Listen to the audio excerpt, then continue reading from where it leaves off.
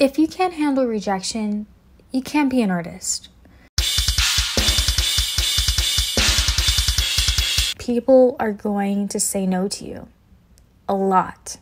You are going to fail repeatedly. But this happens to everyone.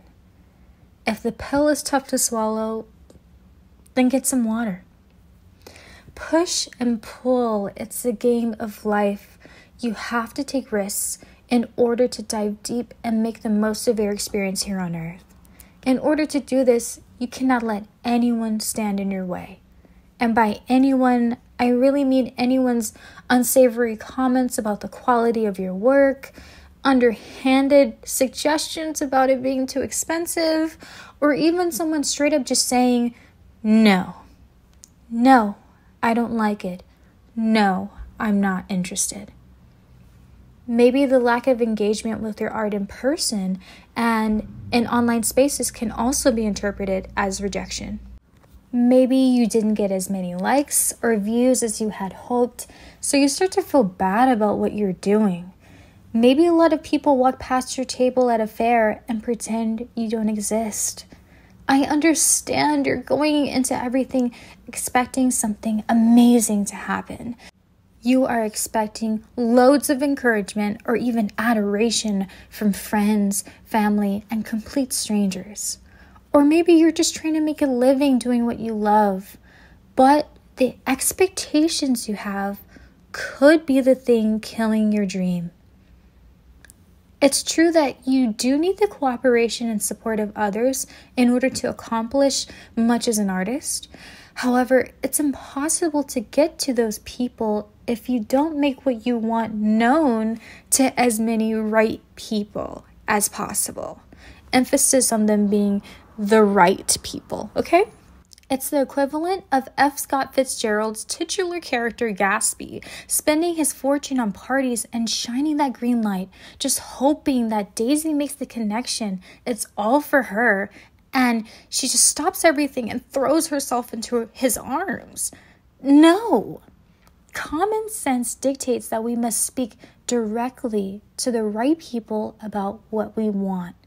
We have to make the ask.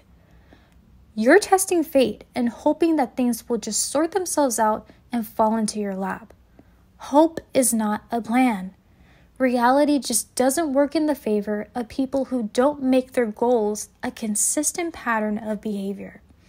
And no, just talking about it doesn't count. If you're talking day and night about your goals, set them into motion and get some business cards. Find the right people. Are you putting your art in front of people with budgets? In front of people with an interest in what you create?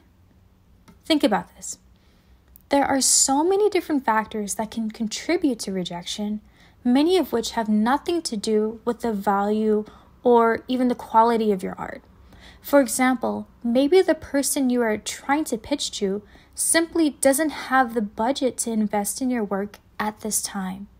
Most likely, when you tell someone about your art, this is their first time learning of you and what you do. Therefore, they may need some time to save in order to purchase your work, especially if you have a higher price range. In this case, it's great to have a payment plan or a variety of options to purchase your work so that you can make your art more accessible to a greater variety of patrons. And here's another example. Maybe the gallery or cafe you're pitching to is already overcommitted and unable to take on any more collaborations. Or maybe they're just looking for something that fits a very specific aesthetic or theme that your work just doesn't align with. Before pitching, try to go in person and stake out locations. If it's a gallery, read their mission statement to better understand their values, and try to find groups that have the same values that you have. Some galleries are impenetrable and some are eager to debut emerging artists. Also, some are very focused thematically and only showcase particular aesthetics. You should be aware of this before you even begin a conversation. Furthermore, it's important to remember that art is highly subjective. Just because one person doesn't like your work doesn't mean that it's not valuable or meaningful to a great many of others. Most artists have been rejected repeatedly before finally finding success, simply because their work wasn't a good fit for a particular project, location, or client. I want you to think about a time where you said no to somebody. Let's think like maybe you went to the mall and you planned to get something very specific, like dad jeans or mom jeans, whatever they're called.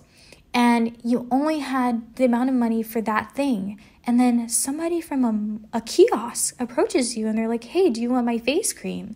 And you're like, no, sorry, gotta go.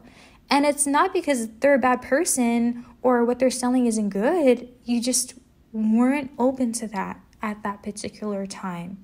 You didn't have the budget for that. It just wasn't part of your plan. That is the same thing that could happen to you as an artist, and that is okay. Of course, none of this is to say that rejection doesn't sting. It's a very real feeling. It can be incredibly disheartening to pour your heart and soul into a piece of art only to have it rejected by the very people you were hoping to impress, or to literally be rejected by anyone. It hurts. But it's important to keep in mind that rejection is a natural part of the artistic process.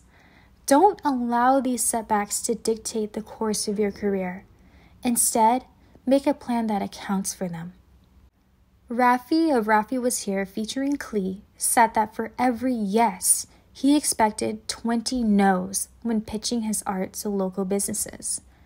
And I watched the video. He didn't cry when he said this. He was actually very composed, acknowledging this reality.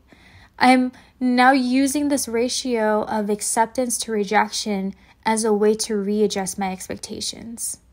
The creative side of me makes the art, and then the realistic part of me is the one that does all the logistical, money-making stuff. And the reality is, in those moments, I have to keep that sensitivity within me in my back pocket. All right, another source. In RuPaul's Carpool interview show featuring John Waters, Ru asks what his advice is to people looking to get into showbiz. And let's think of showbiz as a peripheral industry to art. To this, John says, no is free. Ask for what you want.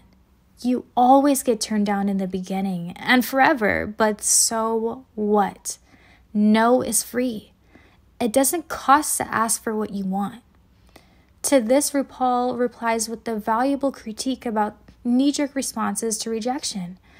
But everybody is so offended, he says. Everybody is so entitled and they get their feelings hurt. John chimes in with, well, get over that quickly or you won't last, because show business is rejection. I mean, I didn't get a good review for 10 years. 10 years of ridicule by the gatekeepers of his industry didn't stop John. In fact, he's outlived many of his critics. Same with RuPaul and potentially you. So if you're an artist struggling with rejection, remember that it's a natural part of the process. Don't let it hold you back or make you doubt your worth as an artist. Keep creating and putting your work out there. And don't be afraid to seek out new opportunities and connections. And even if you are, do it anyway. And most importantly, don't forget that rejection doesn't define you or your art. Stay true to yourself and your vision. Remember, the more you put yourself and your art out there, the more chances you have to succeed. Now that you know rejection is to be expected in your art journey, how will you create your success?